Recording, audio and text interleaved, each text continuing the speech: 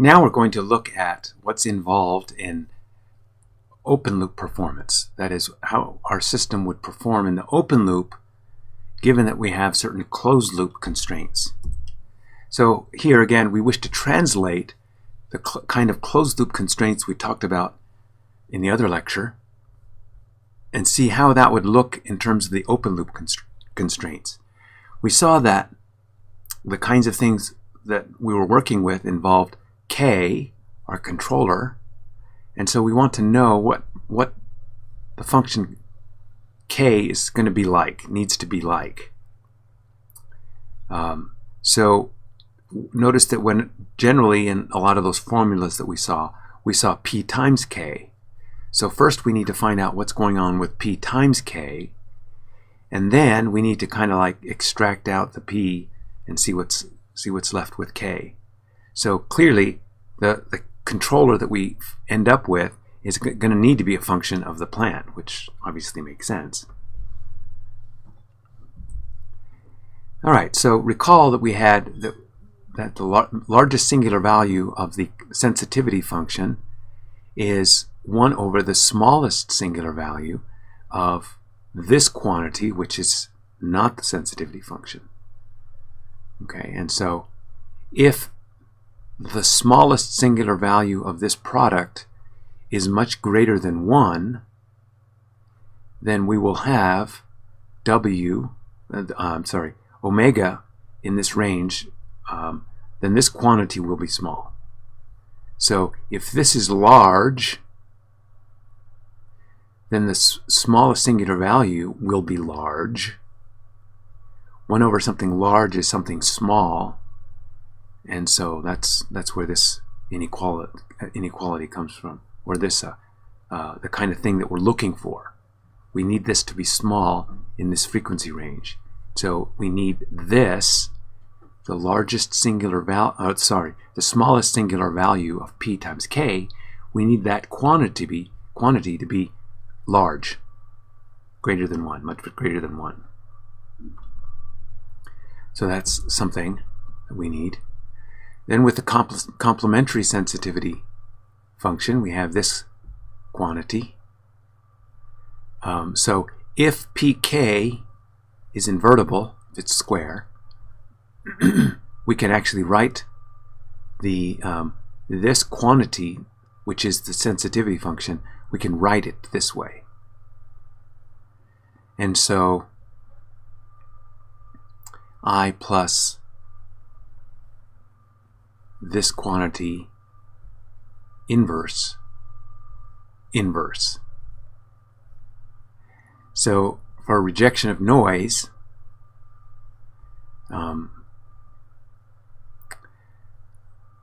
so anyway, the largest singular value of this we need to be small, and so the largest singular value of the complementary sensitivity function is 1 over the smallest singular value of this quantity. And so for rejection of the noise n in this frequency range, we need to have the smallest singular value be as small as possible. So note that this quantity can be written this way. And so for good tracking, so this is another way of writing the complementary sensitivity function, writing out this way. For good tracking, we want large. So notice that this is like 1 plus pk. It's like pk over 1 plus pk, and that will be very close to 1, or identity, if pk is large. And so for good tracking, we must have large, the smallest singular value of this quantity must be large in this frequency range. So that's what that looks like. The largest singular value of this quantity, which is related to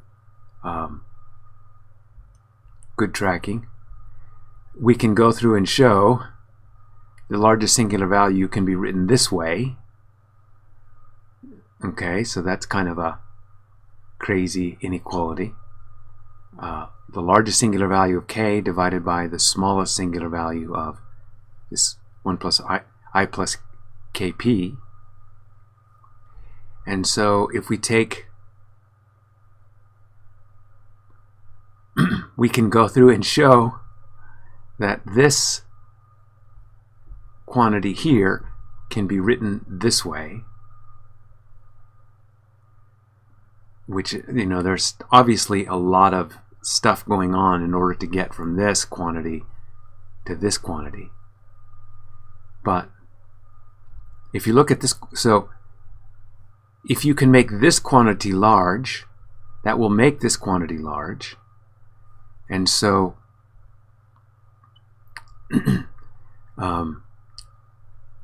if you can make this quantity large, then it will dominate this whole thing, and the whole thing will be small. Okay, and so making this large means that the sigma max of k itself must be small wherever the largest singular value of this is not large enough.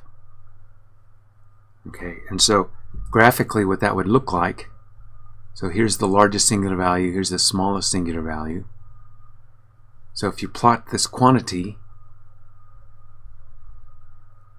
this is what it would look like. So we have the sigma r and the sigma sy that we need. I'm sorry, the maximum of those two, and omega. Actually, that should be omega. Those should be omegas. And omega ty. So basically, this needs to be large in this frequency range, small in this frequency range. That's what all of this is telling us. So we've assumed certain things about the frequency contents of the disturbance, the noise, and the reference input. So in general, we may not know those things, and so we've made certain assumptions. What if those assumptions are not true? What if we wish, for example, to track a larger range of reference input frequencies? And suppose there is overlap between the frequency content of the noise and the disturbance. What then? So this loop shaping approach is a good way of thinking about the problem. It's not necessarily going to guarantee anything for the actual system that you're working with, but it's a place to start. So is it possible then to simultaneously make the sensitivity function and the complementary sensitivity function? Well, we saw that the sensitivity function plus the complementary sensitivity function. So here's the sensitivity function, here's the complementary sensitivity function. I can factor out I plus pk inverse, and when I do, I get I plus pk times I plus pk inverse is equal to I. And this is true for all frequencies, regardless of what kind of controller you use. So if the sensitivity function is small in some frequency range, then the complementary sensitivity function will be approximately identity in some frequency. So if this is small, then this is going to be approximately identity, and so forth.